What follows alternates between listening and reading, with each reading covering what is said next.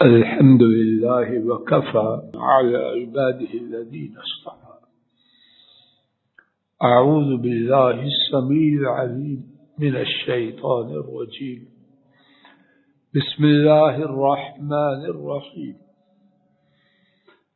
آیت مبارکہ 23 اور 24 سورہ الکہف 15واں پارہ. ان آیات کے حوالے سے پہلے کچھ اللہ کی توفیق سے بات ہو چکی ہے. موضوع کی اہمیت کے حوالے سے آج بھی اللہ کریم کی توفیق سے انہی کے حوالے سے کچھ بات عرض کرنے کا ارادہ لے کے آیا. بامحاورہ ترجمہ سماعت فرمائیے. اور آپ کسی چیز کے لیے بالکل نہ کہیے بے شک میں اسے کل کرنے والا ہوں، مگر یہ کہ اللہ تعالی چاہیں. اور اپنے رب کو یاد کیجئے جب آپ بھول جائیں، اور کہیے قریب ہے کہ میرا رب میری رہنمائی کرے، اس سے زیادہ ہدایت کے قریب کی طرف. بات یہ ہو رہی تھی کہ کائنات میں ایک رب العالمین کی مشیت چلتی ہے، ان کے سوا کسی کی مشیت نہیں. اس بارے میں کتاب و سنت میں دلائل اور شواہد کا ایک مبارک سیلاب ہے. اور اللہ کے فضل و کرم سے اگر یہ عقیدہ اللہ مجھے اور آپ کو نصیب فرما دے تو میری اور آپ کی زندگی کے نقشے اللہ کی توفیق سے تبدیل ہو جائے، اور اللہ کرے ایسے ہی ہو. آئیے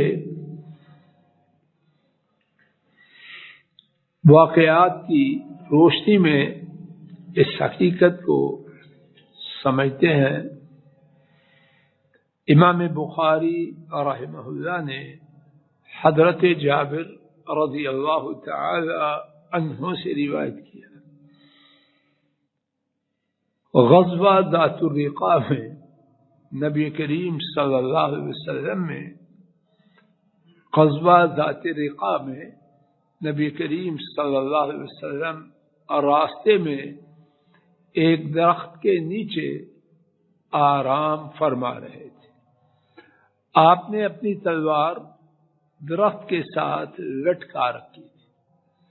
ایک مشرک بدو آیا، تلوار کو تھاما اور باہر نکال دیا، میان سے باہر نکل، اور کہنے لگا اتخافنی، کیا تو مجھ سے ڈرتا ہے؟ حضرت صلی اللہ علیہ وسلم نے فرمایا نہیں. کہنے لگا تجھے مجھ سے کون بچائے گا؟ حضرت صلی اللہ علیہ وسلم نے فرمایا اللہ. اب کیا ہوا؟ اسماعیلی کی روایت میں ہے اور مشکات المصابیح میں یہ روایت درج ہے. کیا ہوا؟ فسقط السیف من یده، اس کے ہاتھ نے تلوار کو تھامنے سے انکار کر دیا. اگر اس بدو کا ہاتھ پر کنٹرول ہوتا تو وہ تلوار چھوڑنے والا تھا، موقع تھا چھوڑنے کے لیے.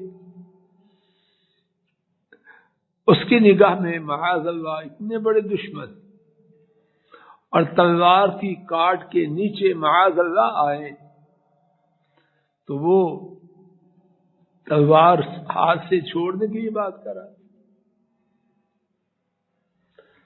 اسماعیلی کی روایت میں فسقط السیف من یده، اور اس کی ہاتھ سے تلوار گر گئی تو نبی کریم صلی اللہ علیہ وسلم نے اس تلوار کو تھام لیا. اور فرمایا من یمنعک منی، تجھے مجھ سے کون بچائے گا؟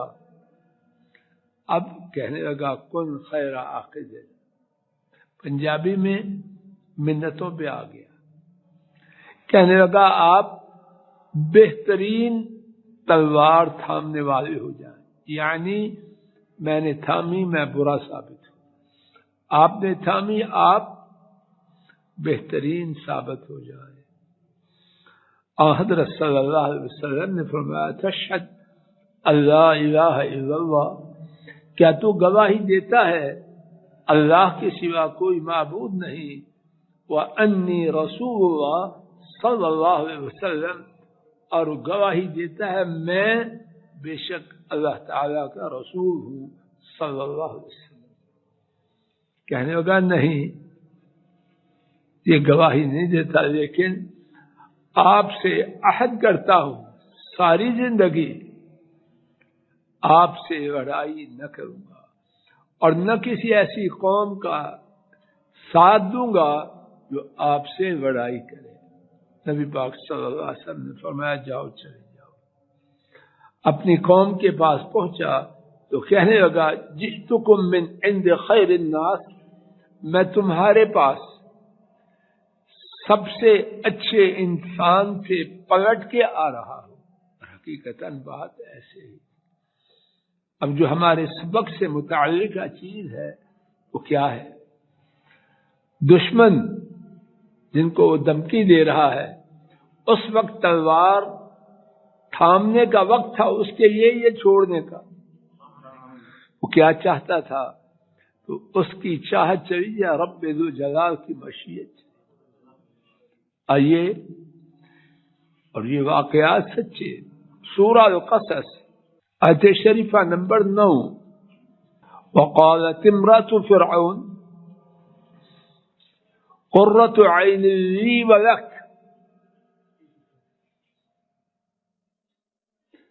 موسیٰ علیہ السلام پیدا ہوئے، اماں نے فرعون کی خونریزی کے ڈر سے حکم الہی سے دریا میں پھینک دیا، ایک صندوق بنایا اس میں پھینک دیا، اور پیچھے پیچھے ان کی بہن لگ گئی کہ دیکھے بھیا کو کیا ہوتا ہے۔ رب العالمین کی مشیت کہ صندوق کہاں پہنچا؟ فرعون کے محلات کے پڑوس میں۔ صندوق پکڑا گیا، فرعون کے محلات میں اس صندوق کو داخل کیا گیا۔ اب یہ بچہ جو اس صندوق میں تھا کون تھا؟ فرعون کا سجن تھا یا دشمن تھا؟ اس کی پرورش کرتا تھا یا مارنے والا تھا؟ اس ایک بچے کے لیے اللہ جانے اس نے کتنے بچوں کو ذبح کروایا۔ اب دیکھیے اس کی بیوی کا دل کس کے ہاتھ میں ہے؟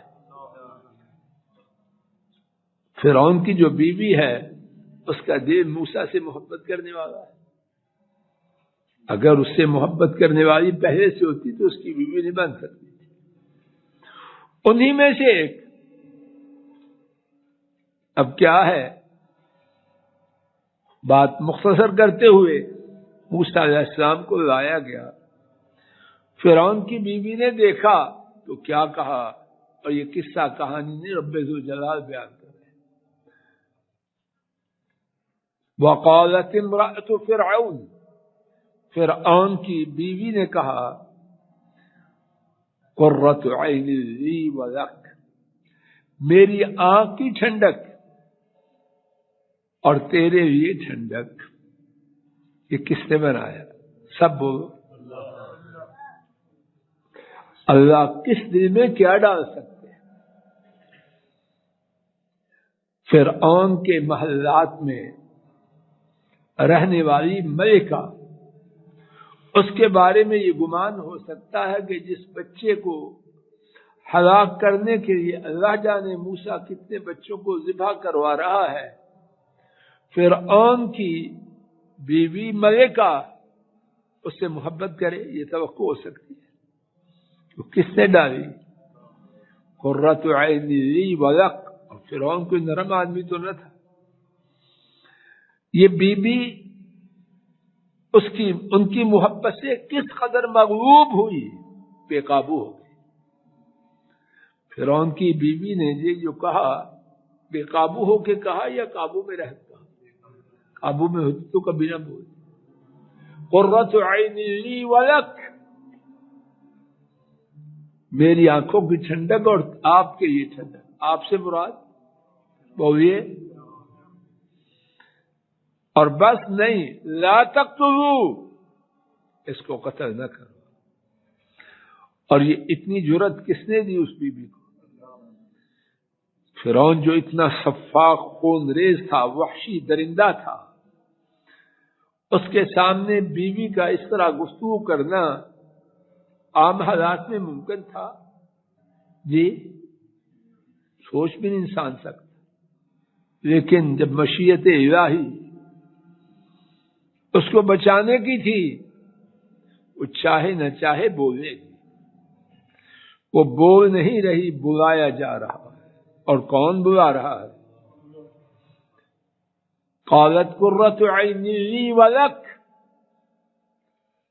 انہوں نے کہا، فرعون کی بیوی نے، میری آنکھوں کی ٹھنڈک اور آپ کی ٹھنڈک. اور بس نہیں، عسیٰ ینفعنا، شاید کہ یہ ہمیں نفع دے دے. لا الہ الا اللہ. جس بچے کی یہ بچوں کو ذبح کروایا جا رہا ہے، اس کے بارے میں اللہ نے دل میں ایسا انقلاب لایا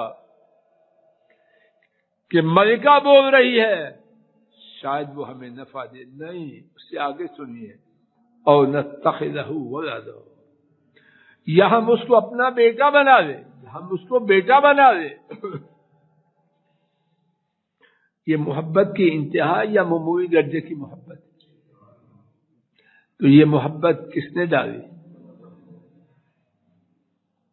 آئیے اسی بات کو روز مرہ زندگی کے حوالے سے دو احادیث کی روشنی میں سمجھتے ہیں.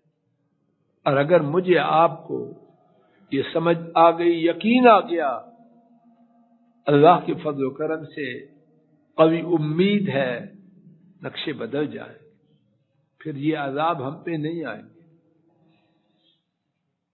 امام ترمذی اما عائشہ رضی اللہ تعالی عنہا سے روایت کرتے ہیں، من التمس رضا اللہ بسخط الناس کفاہ اللہ مؤونۃ الناس. جس شخص نے اللہ کی رضا کو چاہا لوگوں کو ناراض کر کے، ہمارا روز کا معاملہ یہی ہے کہ نہیں؟ اسی معاملہ میں پھنسے ہیں کہ نہیں؟ جی بولیے، ویسی پھنسے ہیں کہ نہیں؟ تو نبی پاک صلی اللہ علیہ وسلم نے یہ عقدہ کھول دیا، یہ الجھاؤ ہمیشہ کے لیے مٹا دیا. جس شخص نے لوگوں کو ناراض کر کے اللہ تعالی کی رضا کی جستجو کی، کیا ہوگا؟ کفاہ اللہ مؤونۃ الناس، اللہ اسے لوگوں کی مشقت سے، اللہ اس کے لیے لوگوں کی مشقت کے مقابلے میں کافی ہو جائے.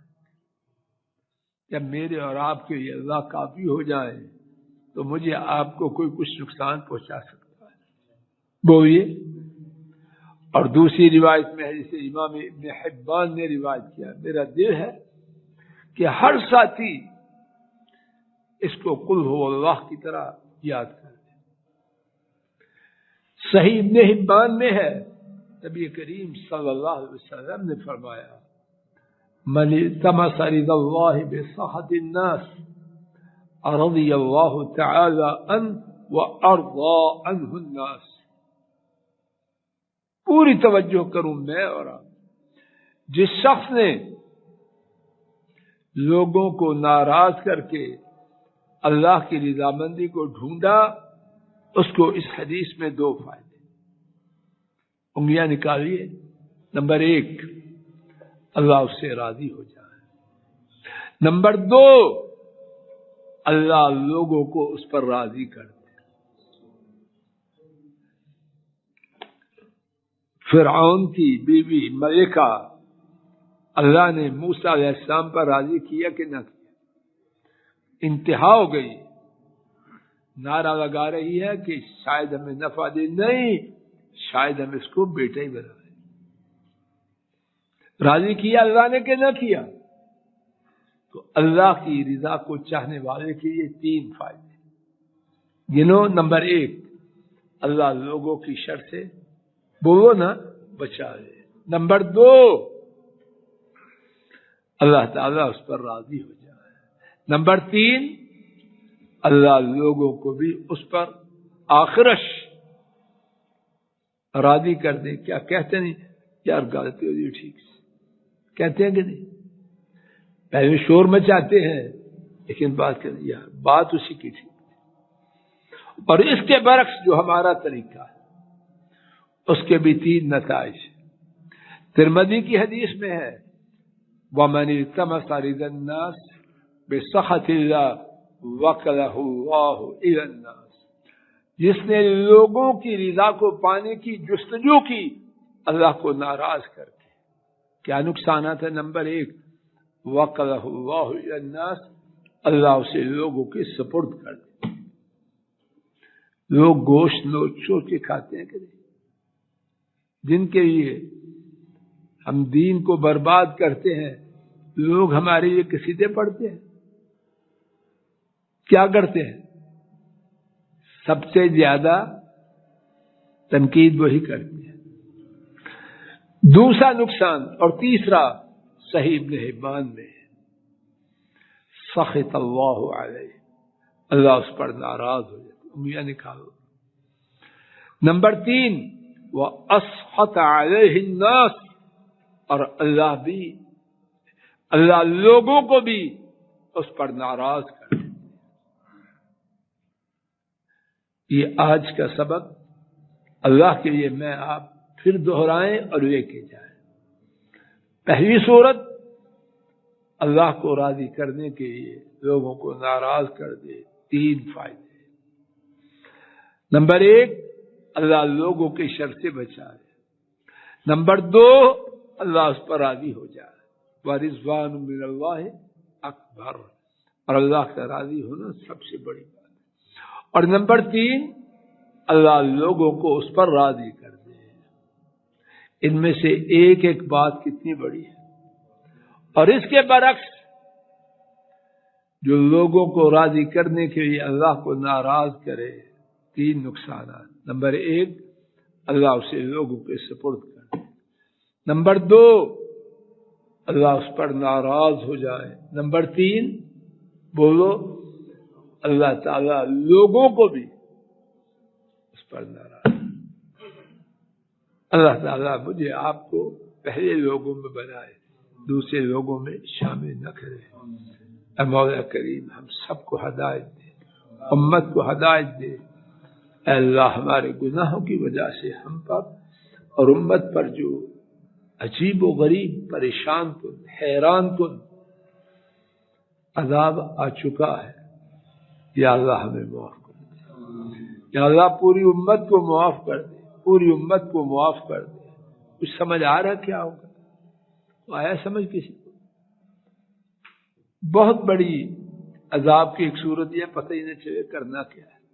ربنا تقبل منا انك انت السميع العليم، وصلى الله تعالى على خير خلقه وعلى آله وأصحابه وأهل بيته وأتباعه إلى يوم